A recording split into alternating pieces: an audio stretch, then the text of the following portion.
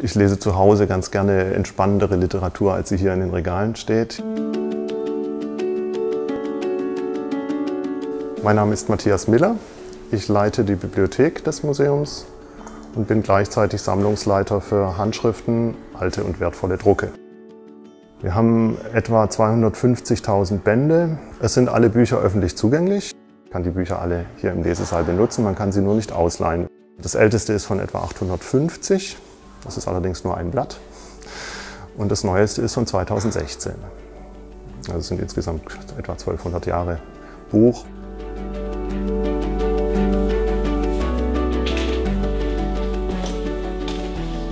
Das ist der Tresor der Preußischen Zentralgenossenschaftskasse, in dem wir die alten und wertvollen Drucke aufbewahren. Er ist ganz gut gesichert, allerdings heute nur noch elektronisch und nicht mehr mit den schweren Türen. Ich kann alles lesen.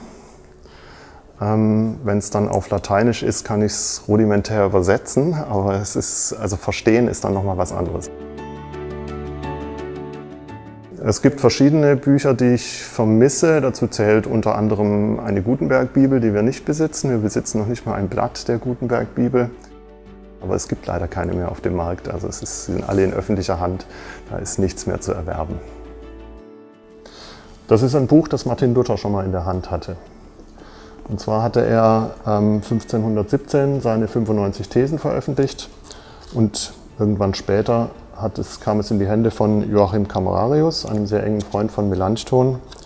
Und der hat hier vorne reingeschrieben, dass ihm dieses Buch Martin Luther geschenkt hat. Ach, was muss man oft von Bösen Kinder hören oder lesen? Hier steht tatsächlich Kinder und nicht Kindern. Und das ist eines der Merkmale für die extrem seltene Erstausgabe von Max und Moritz.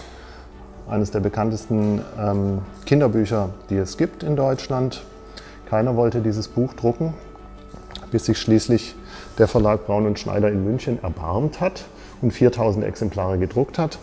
Und von diesen 4000 Exemplaren sind noch etwa 10 bis 12 erhalten.